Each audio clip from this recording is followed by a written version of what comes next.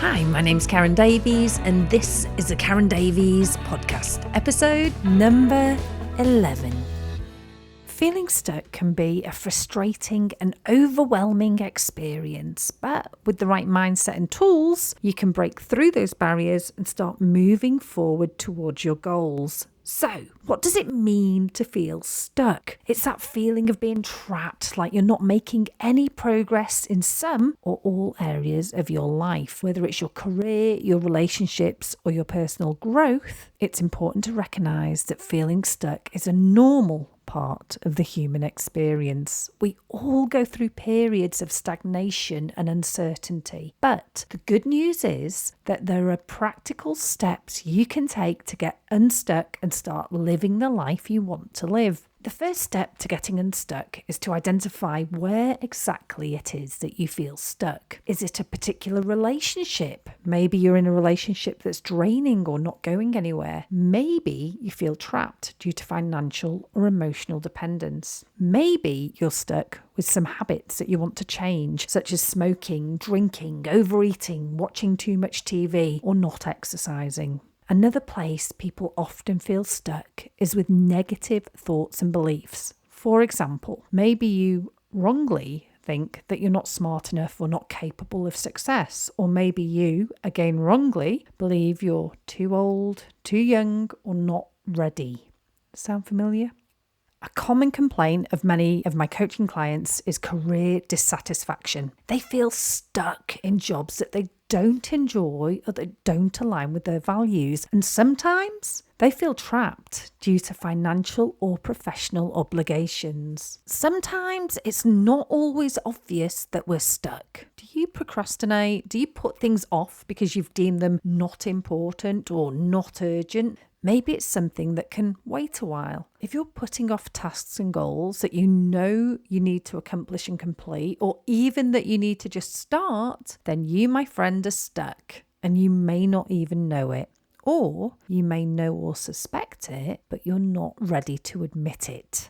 Welcome to the club. It's important to acknowledge that feeling stuck can be a subjective experience and can vary greatly depending on individual circumstances. Feeling stuck can manifest in a variety of emotions and behaviours, including feeling a sense of frustration and helplessness. Maybe you have a lack of motivation. Maybe you have a sense of anxiety and worry about the future, especially if you feel that you're not making progress. Or another sign of being stuck could be a feeling of boredom and restlessness. Maybe you feel like you're stuck in a routine or stuck in a situation that's not fulfilling. It's important to recognise these emotions and behaviours as potential signs of feeling stuck, as they can indicate a need for change and personal growth. Feeling stuck is often something that you're aware of, but you just can't seem to change, whether you're not motivated to change or you just haven't gotten to the point where the frustration and pain of feeling stuck is greater than the effort it takes to change. If you're feeling stuck, it may be helpful to reach out to a trusted friend or professional for support and guidance. While seeking support and talking to people can help with the symptoms, if you really want to tackle the root of the problem, that is stuckness, a new word I just made up, then firstly, you need to acknowledge exactly where you're feeling stuck. What's holding you back? Is it fear? Is it self-doubt? Or a lack of clarity? Take some time to reflect on what's going on inside you and try to be as honest as possible. As always, it helps to write things down. Now, you're probably looking for something negative or bad, maybe a bad habit or a horrible relationship or something that's imminently negative, but this isn't always the case. Many people get stuck in a pattern of behaviour or a routine that is safe and familiar. That pattern or routine might have actually served us at one time. It might have brought us exactly what we needed at that time, but it may no longer be serving us now. And what got you where you are today may not get you where you want to be tomorrow, or next week, or next month, or next year. This can limit our potential for growth, improvement, progress and change. Think about it. When we're babies and we learn to crawl, that's a great way of getting around, but crawling isn't going to cut it as we get older. We need to progress to walking. Crawling is just a stage that we go through, and that may be true of whatever situation that you're stuck in right now. If we want to create change in our lives, we need to recognise when we are stuck, when something isn't working. And sometimes it might be as easy as recognising a bad habit, or it might be something else. It's an automatic habit or ritual that we're barely aware of, or it could be something that you perceive to be a good habit. If you're not happy with the results you're getting in your life, whether it's your relationships, your career, your personal goals, etc., then it's time to take a step back and evaluate them. If you keep doing the same things over and over again, you can't expect different results. Change can be uncomfortable, but it's necessary in order to achieve our goals and reach our full potential. As you know, in 2010, at the young age of 29, I quit my job as a nightclub manager and music promoter to leave the UK and move to Australia with nothing but debt. At the time, the job I had was extremely glamorous, a huge global brand, free drinks and guest list at any venue, rubbing shoulders with the stars and living it up. Every night was drinks and backstage passes with some DJ, band or agent. Add to the fact that I was paid very well and I was essentially living a dream life. So, imagine when, after 15 years in the music industry and just 3 months into my new high-flying job, I told all of my friends that I was quitting and moving to the other side of the world. I had no job to go to, nowhere to live, no contacts there. I had nothing but credit card debt, and I certainly didn't have any savings. Suffice to say, everyone thought I was off my rocker. Everyone, that is, except my parents, who have always supported my wacky ideas. The only question they ever asked me was, "Are you happy?" And as long as the answer was a genuine yes, then they were happy to support any choice I made. Which is lucky, really, because that isn't the only time I made a huge life change due to feeling stuck, but without any solid evidence that my new goal, plan or life direction would work. I've left seemingly great relationships, jobs and countries, all because of a feeling that something wasn't right, that I was stuck, that I needed to make a change. Now, I don't suggest you go charging off into the unknown without a plan, but I do suggest you take a long, hard look at what is and isn't working for you. I did just that back in August 2021 when I decided to stop drinking alcohol. Sometimes there are things in life that just don't serve you. I don't have a cool or sad rock bottom story. I didn't black out and end up in rehab. In fact, my story is all too average and probably a little bit familiar. My name's Karen Davies and I am not an alcoholic. I've never been. Yes, I've been a social drinker. Yes, there have been nights where I've drank a little bit too much and made an absolute arse out of myself and woken up the next morning with the world's worst hangover. But alcohol never ruined me. It never took my job. It never devastated my life. It never caused me unmitigated loss or ruin. That doesn't mean I didn't make poor choices when I was drinking.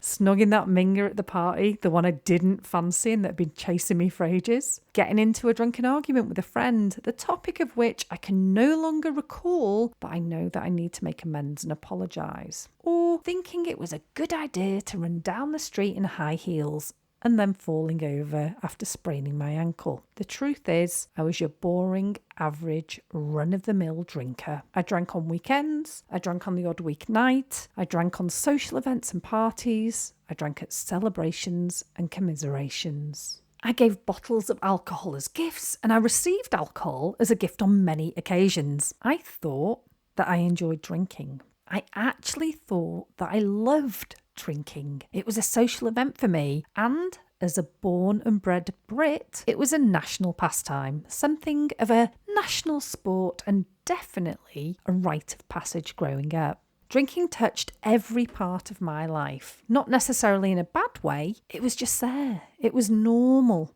Got a promotion and want to celebrate? Let's grab a drink. Lost your job and want to commiserate? Let's grab a drink. Had a new baby? Let's wet the baby's head. Code for let's grab a drink. and want something to do on a boring Thursday night, let's grab a drink. Through festivals, sporting events, birthdays, weddings and funerals, to name but a few, drinking was always there. Just part of the background, something to be expected, a casual habit, if you will. Like most people, by the time they're in their mid-30s, I'd done the odd week and month without booze, just as a little health kick or a refresher. Whilst I benefited from it, for example, my clothes would feel a bit looser, my thinking would be a bit clearer, and I would, in general, feel a little sharper, I'd always been looking forward to the finish line. The inaugural date when I could say, look, I did it, and then celebrate with a boozy drink. Oh, the irony. At the end of the day, drinking was not serving me. It wasn't an obvious problem, but it was something I wasn't benefiting from. So I decided to let go of it, and I've never looked back.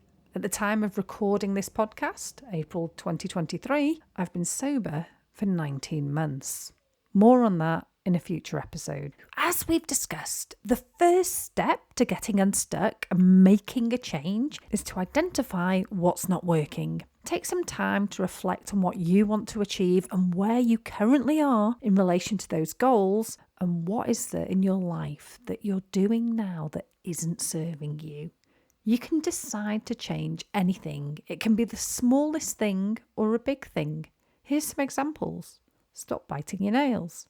Improve your health. Change your relationship. Quit a habit. Start a habit. Learn a new skill. Improve your financial situation. The list is endless. I've put more ideas on my website on the dedicated page for this episode. The link is in the show notes. So you may already have a really good idea of what's not working for you in your career or personal life. However, if you're not sure or you want to get some clarity, then once again, I suggest grabbing your favourite pen and piece of paper or your journal and get writing. And if you already keep a journal, then have a look over the last few months and years and see if there are any recurring themes. Once you've identified the source of your stuckness, the next step is to take action. This can be as simple as setting a goal and creating a plan of action. Break your goal down into small, achievable steps and take action on them each day. Don't worry about perfection. Just focus on progress. What gets measured gets managed. Another helpful tool for getting unstuck is to surround yourself with positivity. This can mean seeking out supportive friends or family members or listening to motivational podcasts like this one. It's also important to cultivate a positive mindset and practice gratitude daily. Remember, change isn't always easy, but it's necessary in order to grow and achieve our goals. If you want different results, you have to be willing to take different actions. I hope this topic has inspired you to evaluate your current situation and make changes where you want to see improvement. If you've got any questions or feedback, then please reach out to me on Instagram at Karen Davies Coaching. I'd love to connect with you and hear your thoughts. If you enjoy listening to this podcast, come and check out my website, karendaviescoaching.com. There's plenty of resources, tips and downloads, as well as the opportunity to work with me.